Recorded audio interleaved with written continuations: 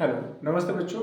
I am के गौर और haloalkane हेलोरीन chapter के इस वीडियो में हम लोग SN2 मैकेनिज्म समझने वाले हैं।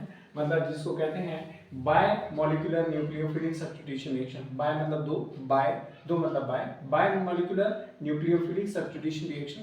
ऐसी रिएक्शन जिसमें दो मॉलिक्यूल या दो स्पीसीज पार्टिसिपेट करने वाले हैं। ध्यान से देखना, यहाँ पर ये जो रिएक्शन है SN2 रिएक्शन, ये सिंगल स्टेप में होने वाली रिएक्शन है। कैसे देखिएगा, सबसे पहले जो एल्काइल इस रिएक्शन में ये जो हेलोएल्केन है, आप जानते हैं अच्छे से, ये पोलर नेचर का कंपाउंड है। हेलोजन ने अपने इलेक्ट्रोनेगेटिविटी की वजह से इस pair shared pair of electron को अट्रैक्ट किया, जिससे यहाँ पर पार्शियल माइनस चार्ज और यहाँ पर पार्शियल पॉजिटिव चार्ज क्रिएट हो गया। इसके बाद में न्यूक्लियोफाइल रिएजेंट जो है, ये न्यूक्लियोफाइल रिएजेंट जो है यहाँ पर क्या करेगा, ये जैसे ही ये पोलर मॉलिक्यूल के कांटेक्ट में आता है तो यहाँ पर ये न्यूक्लियोफाइल रिएजेंट इसके साथ फोर्स ऑफ अट्रैक्शन के थ्रू अटैच होता है। ये देखिएगा, तो सबसे पहले ये जो हेलोजन है जब तक बाहर नहीं आएगा तब तक, जब तक कि एक स्ट्रॉन्ग न्यूक्लियोफाइल यहाँ पर नहीं आ जाता।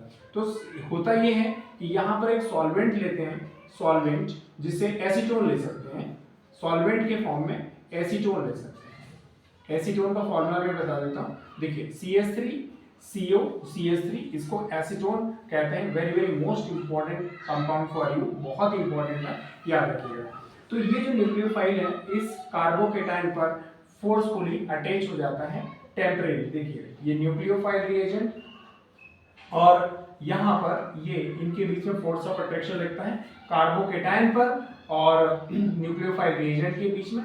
अब यहाँ पर bond X same to same है, देख लीजिए फ्रेंड्स, ये bond X same to same है। अब यहाँ पर ये जो कंडीशन बनी है, हेलोजन यहाँ से जाना नहीं चाहता, हेलोजन यहाँ से जाना नहीं चाहता, लेकिन न्यूक्लियोफाइल भी यहाँ पर जुड़ना चाहता है।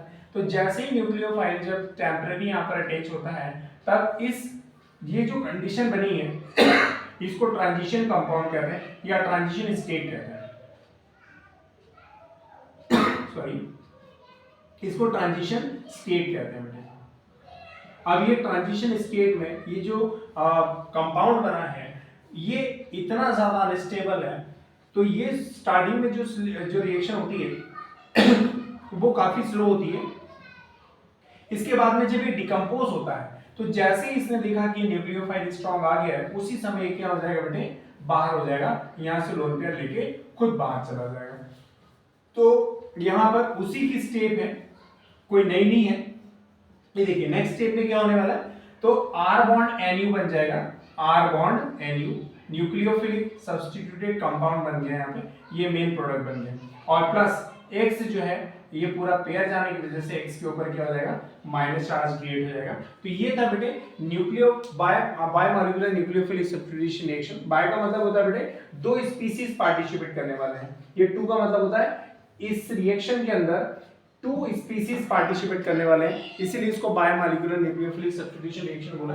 एक बार फिर से बोल रहा हूँ, ये पोलर नेचर की वजह से जब किसी सॉल्वेंट की प्रेजेंस में न्यूक्लियोफाइल यहाँ पर रिएक्शन करता है तो कैसे करेगा, ये पार्शियल पॉजिटिव चार्ज की वजह से ये न्यूक्लियोफाइल इससे ये है फोर्स के थ्रू अटैच हो जाता है। तब ये जो कंपाउंड बना उसको ट्रांजिशन स्टेट कहते हैं कंपाउंड की या दोनों स्पीसीज की। ये काफी अनस्टेबल है और ये काफी तेजी से फास्ट लिख देते हैं यहाँ पे, ये स्लो है और ये फास्ट प्रोसेस है। ये जब डिकम्पोज होता है, टूटता है, ब्रेक होता है, तो ये R बॉन्ड NU मिलकर के एक प्रोडक्ट बनाता है और हेलोजन अपने इलेक्ट्रॉन पेयर को लेकर के अलग चला जाता है जिसके ऊपर नेगेटिव चार्ज बना है। तो ये न्यूक्लियोफाइल ये bye molecular nucleophilic substitution reaction हो गया कि न्यूक्लियोफाइल ने कार्बोकेटाइन पर अटैक किया। दो स्पीसीज है इसीलिए अपन ने उसको बाय बोला। न्यूक्लियोफाइल इसलिए बोला क्योंकि न्यूक्लियोफाइल जो है रिएजेंट जो कार्बोकेटाइन पर क्या कर रहा है, अटैक कर रहा है। एक रियल एग्जांपल लेते हैं, जैसे मैंने हाइड्रोक्साइड ले लिया बेटे, हाइड्रोक्साइड एक न्यूक्लियोफाइल रिएजेंट है और यहाँ पर CH3 और ये बॉन्ड X है। ये देखिए एसीटोन की प्रेजेंस में रिएक्शन करवाते हैं, एसीटोन एक सॉल्वेंट है, एसीटोन की प्रेजेंस में रिएक्शन करवाते हैं तो यहाँ पर पार्शियल माइनस चार्ज, यहाँ ब्रोमाइड ले लीजिए तो यहाँ पर क्या हो गया बेटे, यहाँ पर ये partial minus charge, partial plus charge.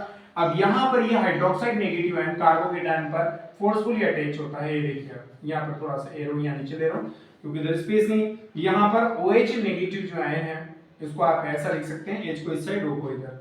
तो HO जो है वो मिथाइल कार्बोकेटायन से फोर्सफुली क्या होगा, अटैच हो जाएगा और बॉन्ड Br- से हम लोग, ठीक है बेटा। ये जो ट्रांजिशन स्टेट बनी ये बहुत तेजी से फास्ट क्या होगा, डिकम्पोज हो जाएगा। ये टूटेगा, ब्रेक होगा, ये स्लो प्रोसेस था। अब ये उसी समय क्या होगा बेटे, ब्रेक होगा। न्यूक्लियोफाइल परमानेंट जो है मिथाइल से अटैच हो जाएगा और ब्रोमाइड जो है वो अपने इलेक्ट्रॉन पेयर को लेके अलग हो जाएगा, जो नेगेटिव बन जाएगा। इस क्यों नेगेटिव बना, क्योंकि ब्रोमीन के पास ये इलेक्ट्रॉन था, ब्रोमीन ने इस कार्बन का भी एक इलेक्ट्रॉन लेके चला गया, तो यहाँ पर ये बॉन्ड ब्रेक होगा, ब्रोमीन माइनस बाहर और CH3OH ये अल्कोहल बन जाएगा। यहाँ पे CH3 बॉन्ड OH और ये हो गया आपके पास Br-। तो यहाँ पर इसको बोलते हैं मिथेनॉल या मिथेनॉल आई, मीथेन, मीथ सिंगल बॉन्ड के लिए OH के लिए ऑल, तो मिथेनॉल आईपी से नाम है। मिथाइल अल्कोहल कॉमन नेम है, इसको लिख देते हैं मिथाइल अल्कोहल। अब फ्रेंड्स एक बार फिर से मैं आपको बता देता हूँ, यहाँ पर बायोमोलिक्यूलर न्यूक्लियोफिलिक सब्स्टिट्यूशन रिएक्शन के अंदर ये जो कार्बोकेटायन के ऊपर न्यूक्लियोफिलिक जो रिएजेंट है वो टेम्परेरी फोर्स के थ्रू अटैच होता है, ट्रांजिशन स्टेट बनती है। जो ट्रांजिशन कंपाउंड जो है काफी जो है अनस्टेबल होता है, काफी तेजी से ब्रेक होता है और न्यूक्लियोफिलिक सब्स्टिट्यूटेड कंपाउंड बनाता है और हैलोजन को छोड़ देता है। एग्जांपल लिया था मैंने hydroxide nucleophilic substitute nucleophile reagent है, मिथाइल अल्कोहल अल्काइल हैलाइड है, एसीटोन की प्रेजेंस है, स्लो प्रोसेस होती है। ये इसके पोलर नेचर की वजह से ये हाइड्रोक्साइड जो नेगेटिव आयन है वो मिथाइल कार्बोकेटायन से जुड़ता है और एक ट्रांजिशन स्टेट बनाता है। ये कंपाउंड जो है काफी अनस्टेबल है, तेजी से ब्रेक होता है और उसी समय जो है हाइड्रोक्साइड मिथाइल OH मिलकर मिथाइल अल्कोहल बनाएगा और Br- बाहर चला जाएगा। तो यहाँ पर अगर मैं बात कर रहा हूँ रेट ऑफ रिएक्शन की, ये जो रेट ऑफ रिएक्शन किन बातों पर डिपेंड करती है, तो बेटे रेट ऑफ रिएक्शन इन दोनों की कॉन्सेंट्रेशन पर डिपेंड करती है। मैं यहाँ लिख के दिखा रहा हूँ, देखिएगा, rate of reaction is directly proportional to the concentration of nucleophile and concentration of the alkyl halide.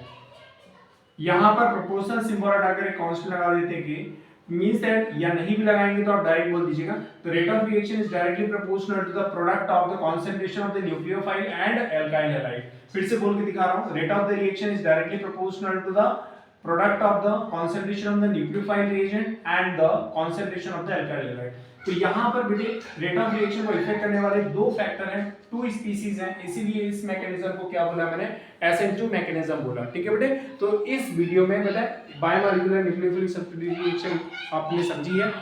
Thank you so much.